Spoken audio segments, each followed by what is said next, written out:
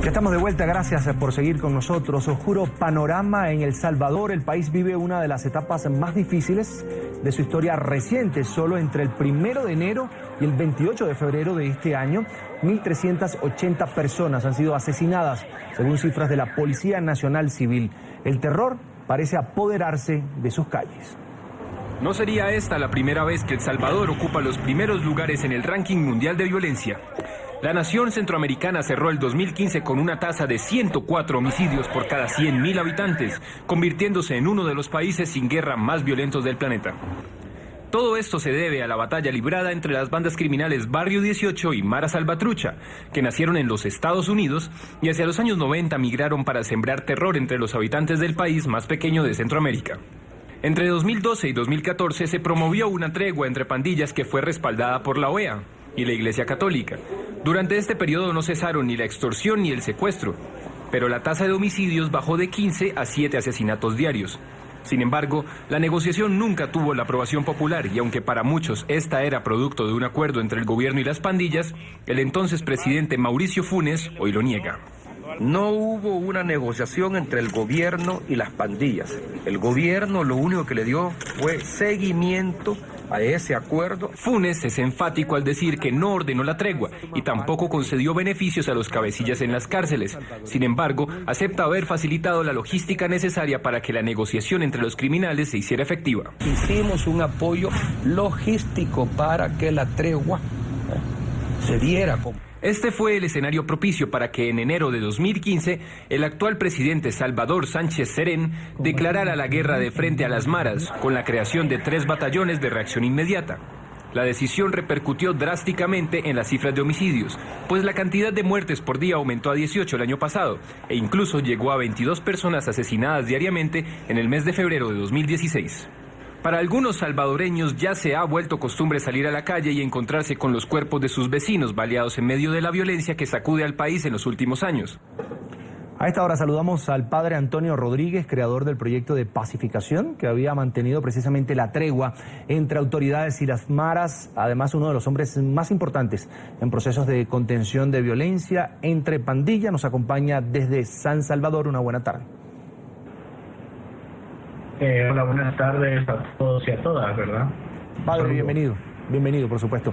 Desde el 1 de enero hasta el 28 de febrero de este año fueron asesinadas en 1.380 personas, una cifra que sin duda duplica la cantidad de homicidios que se registró, por supuesto, en el mismo periodo de 2015. Para usted, ¿fue acertada la estrategia del gobierno de Salvador Sánchez Serén de declarar la guerra a las pandillas?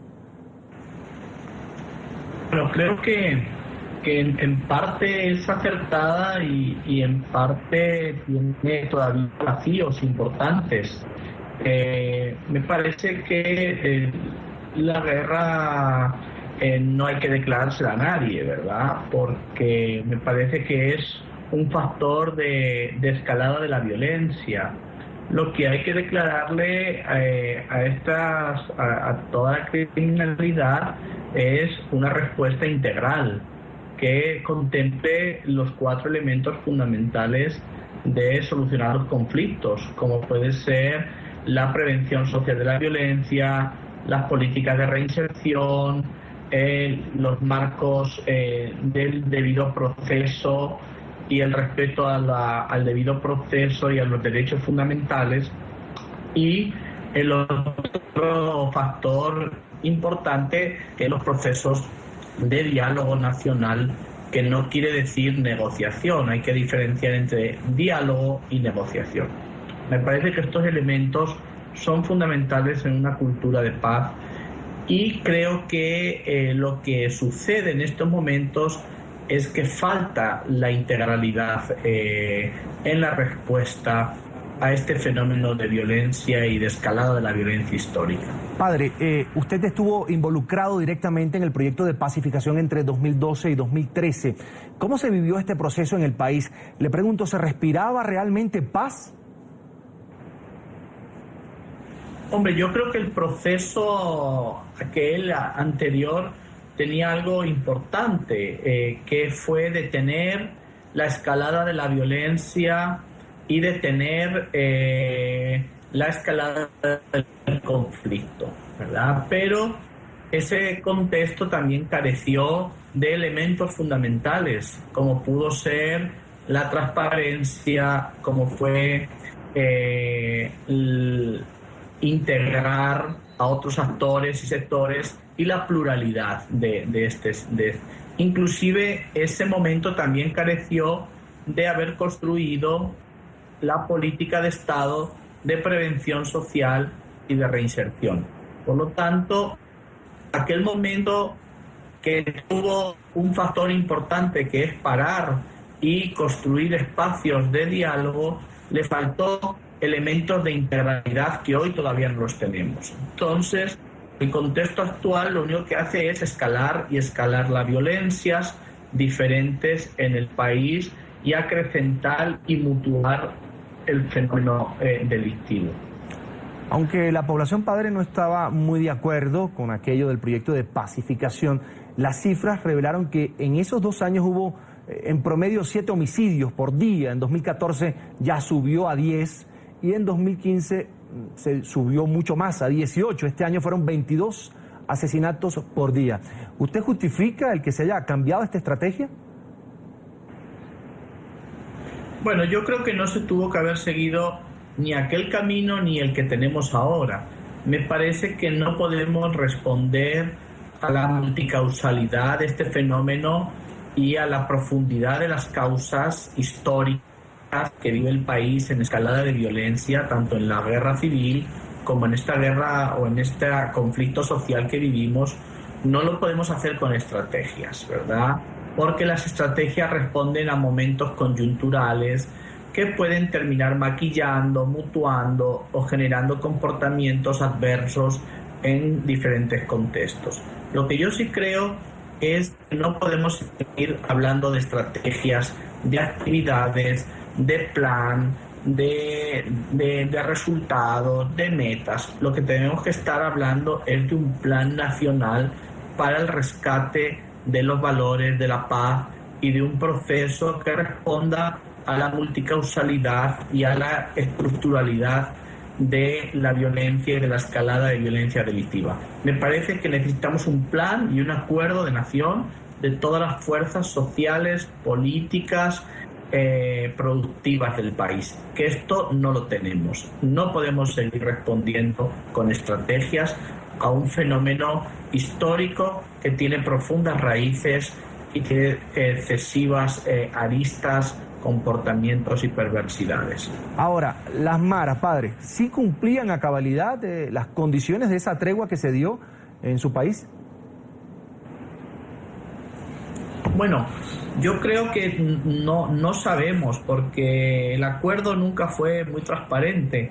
Entonces no sabemos qué acuerdos. Lo único que sabíamos es que se reducían los homicidios, pero no sabíamos si realmente esta reducción y este acuerdo también contemplaba entrar en un proceso de desarme, un proceso de romper con el uso de la violencia como un ente o un factor negociador. Por eso a mí me parece que no es el fin no justifica los medios. Me parece que el abandono de la violencia es fundamental para todos los grupos que han optado por ella sin esperar nada a cambio. Me parece que la violencia no es justificable en ninguno de los modos y en aquel acuerdo no fue tan transparente. Es uno de los grandes cuestionamientos que ha tenido y creo que es necesario que cualquier respuesta a estos grupos tenga y contemple la transparencia, la integralidad, el abandono de la violencia, de todas las violencias, y se construya un marco jurídico legal para construir un proceso de reinserción y rehabilitación que toque la estructura de la persona que ha sido durante mucho tiempo un sujeto violento y violentado en sus derechos. Tener este doble vertiente. Padre, su recomendación para el actual gobierno de El Salvador, y además quería preguntarle si considera que las maras estarían de alguna manera dispuestas a la reinserción social luego de, pues, de tener tanto poder en El Salvador? Bueno, yo creo que tampoco podemos reducir la violencia a un solo actor, ¿verdad? Me parece que el territorio nacional, los 22.000 kilómetros cuadrados, está siendo afectado por muchas violencias y por muchos actores. Me parece que el territorio nacional está dominado por la violencia que ejercen estos grupos, como un grupo importante, pero otros, inclusive a veces hasta el Estado. Entonces, me parece en estos momentos que no podemos reducir la violencia, hablar de otro tipo de grupos, y me parece que el Estado de Derecho tiene un diálogo con el país que se llama las políticas públicas. Por eso el Estado debe de ejercer todo el compromiso que tiene de dialogar con la nación desde el Estado de Derecho. Y un país como El Salvador tiene como elemento esencial de diálogo las políticas públicas, que tienen que ser integrales, que respondan a las causas, que respondan a los contextos, a las investigaciones que hay hechas, a las recomendaciones internacionales y con los tratados internacionales especialmente, que garanticen y que sean garantes y respetuosos del debido proceso y de los derechos fundamentales como son los derechos humanos. Por eso me parece que la integralidad de las políticas y construir políticas que estén respondiendo a estos problemas es uno de los grandes desafíos que tenemos como país. Quiero agradecer al padre Antonio Rodríguez por habernos acompañado esta tarde aquí en NTN 24. Muy bien, buenas tardes a todos ustedes y ánimo. Gracias.